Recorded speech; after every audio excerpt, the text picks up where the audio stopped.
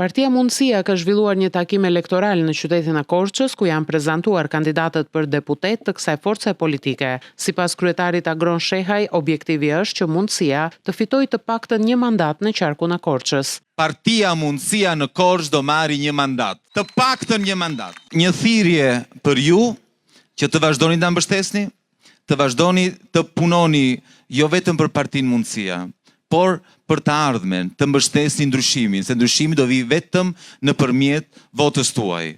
Në fjalën e tij, Shehaj theksoi se qytetarët nuk duhet ta pranojnë korrupsionin dhe sundimin e tij si një gjë normale, ndaj dhe duhet ta ndryshojnë këtë me votën e tyre me 11 maj. Ndërkohë që drejtësia bën atë që ne kemi kërkuar në këto 34 vjet. Sa herë kemi thënë, po këtu në këtë vend s'ka drejtësi.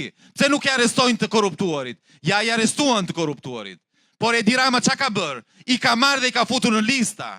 Imagjinoni, prokuroria i kap, gjykatësit i kap, i dënojnë, kurse Edi Rama i vën në lista dhe u kërkojnë qytetarëve që t'i votojnë. Nga një anë kemi drejtësinë që kap të korruptuarit, nga ana tjetër kemi qytetarë që me votën e tyre votojnë të korruptuarit.